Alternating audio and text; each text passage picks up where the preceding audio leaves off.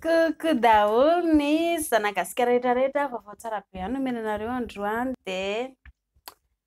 sopapa tsara be ho andrindra ry-piso tsy voatery hoe lehilahy ihany izany nomena sopapa fa ny vehivavy indray koa mba homena sopapa afaka jerena ety amin'ny endrika ivelany ve ny bibity lehilahy afaka fantarina avy ety ivelany ilay izy aloha zava ny resaka fa tsy hidina ary amin'ny pataloha ary hijery ohatrana olana be an'io izao dia tsy hahita mihitsy indray satria ilay izy mbola mifono any anaty silipo ary ambon'izay koa indray raha ohatra ka hiondrikondrika koa dia tsy maintsy hizesta be ilay hoe mety amindry ve izy izany kiripiso tsy maintsy hanao an'izay izy fa ny zavatra ny atao indray raha te hijery marina ohatra na ahoana ny bibitin'ity lehilahy ity dia ny ratsan-tanana fantatra amin'ny alalan'ny ratsan-tanan'ny lehilahy ny bibitiny raha toa ka hoe lehilahy somary lavalava ny ratsan-tanana ohatra dia ny bibitiny ankoatra izay somary lavalava raha toa ka lehilahy ohatra somary botabota matavitavy ny ratsan-tanany dia ohatr'izay ihany koa ny bibitiny hoe somary botabota matavitavy raha ohatra hoe be felan-tanana be izy manan-karazana ny tanantsika vehivavy mantsy tsy maintsy hoe kely foana mihoatra amin'ny tanan'ny lehilahy ny lehilahy tsy maintsy somary be tanana raha hitandreo somary ngeza be kokoa ny tanana ohatra hoe ngeza kokoa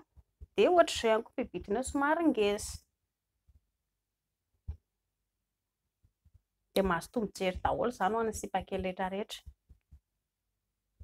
izany hoe tsy mahazo mbolambola loha loatra aloha dia efa teneniko foana tsy mahazo mbolambola loha loatra indray fa miandry fotoana mianatra mandalina mikaroka izay vao mampianatra ny lesona mahakasika ny lela ry zareo dia ianarana any amin'ny kilasy fahaenina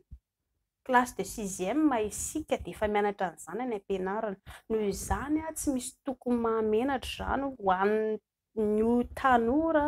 tovovavy vao miala sasatra na tovolahy vao miala sasatra eo indrindra mila mianatra an'ilay izy mba tsy hoe